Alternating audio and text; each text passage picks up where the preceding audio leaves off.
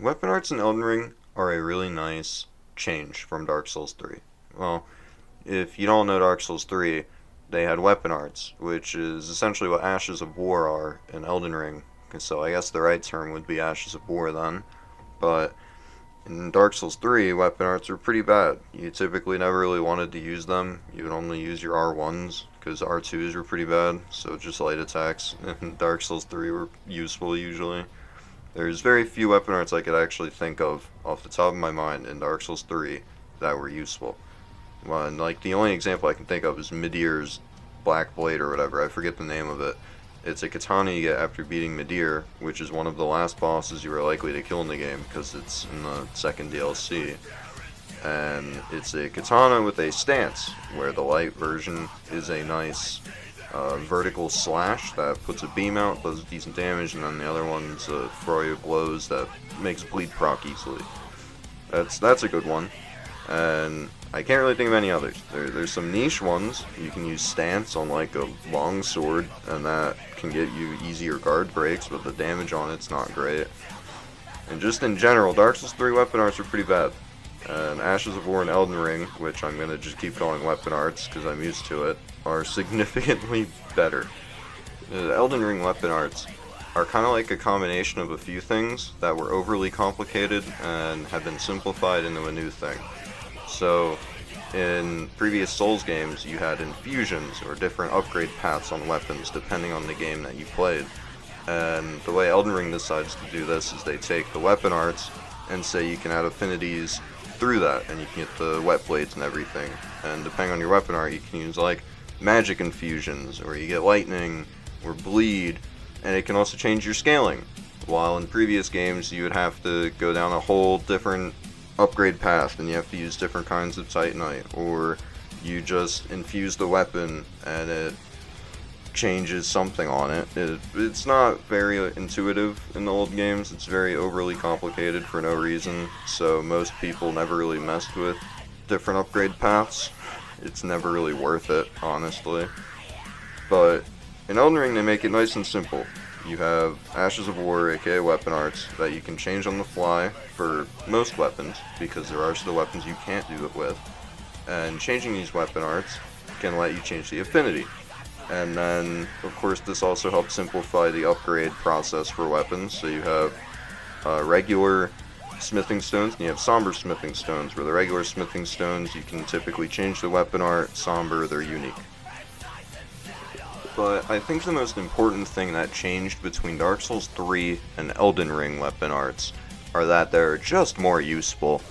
Dark Souls 3 weapon arts were weak. They were slow, you would easily get staggered out of it, poise was non-existent in that game basically.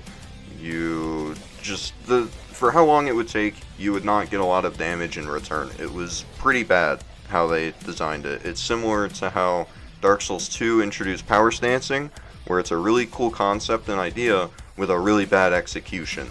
That's how I see weapon arts in Dark Souls 3. Elden Ring decided, we're going to speed up a lot of those older weapon arts we're taking back from Dark Souls 3, and we're also going to improve the damage. For instance, stancing with a longsword is significantly better than it was in Dark Souls 3.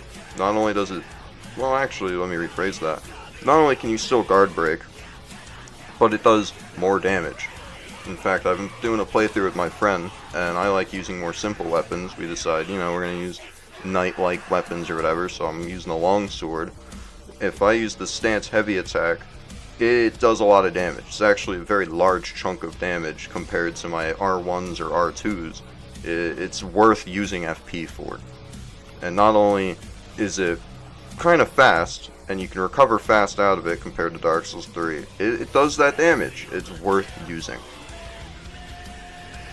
And this kind of goes for a lot of weapon arts in Elden Ring. They're just significantly stronger than any weapon art has been in Dark Souls 3.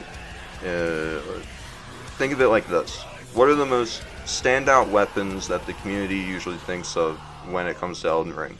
There are weapons with very powerful weapon arts. Think Moonveil, Sword of Night and Flame, Rivers of Blood. I forget the name of the weapon, but Rykard's Greatsword. These are all weapons that stand out because they have really powerful weapon arts while also looking very unique.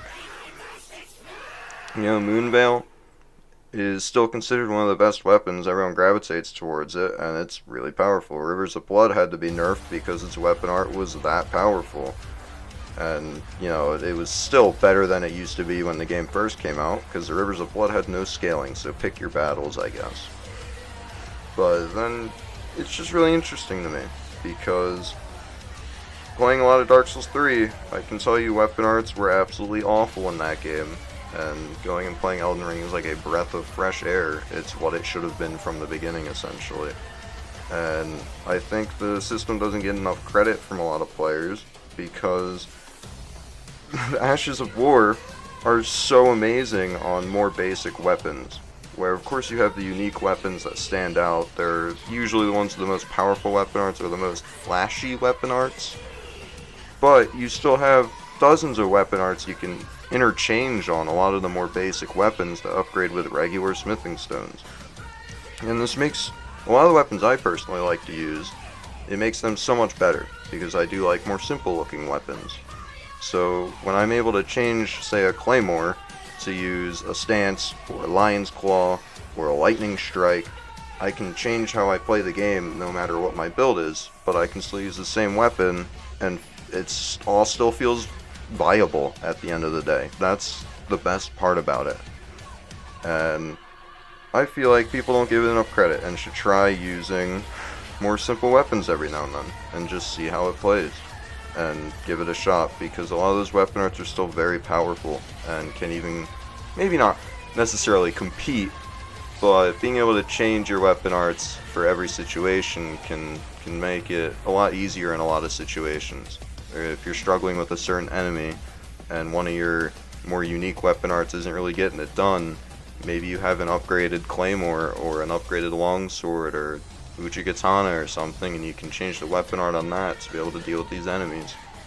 For instance, there's some weapon arts you can put on melee weapons that give them ranged attacks, such as, I think it's Stormblade, such as that, and like, it just makes it where being melee only is a lot more viable, because now I can actually deal with enemies that fly, or I can deal with enemies that are farther away, or I can chip away at people from a safe distance every now and then. It really does benefit every build though, because even if you're some kind of magic build, you can say, well, I'm going to take this weapon, change the weapon art on it, and I get like an extra spell almost. Or now I can use this weapon art up close where my other spells wouldn't work well, and I can do some big damage really quick. And I don't really know where I'm going at with this. I just wanted to rant about it because I'm very passionate about video games. So if you want to hear any more weird takes about games, stay tuned, because I'm probably going to rant more about things I'm nerdy about. So yeah, thanks for watching, bye bye.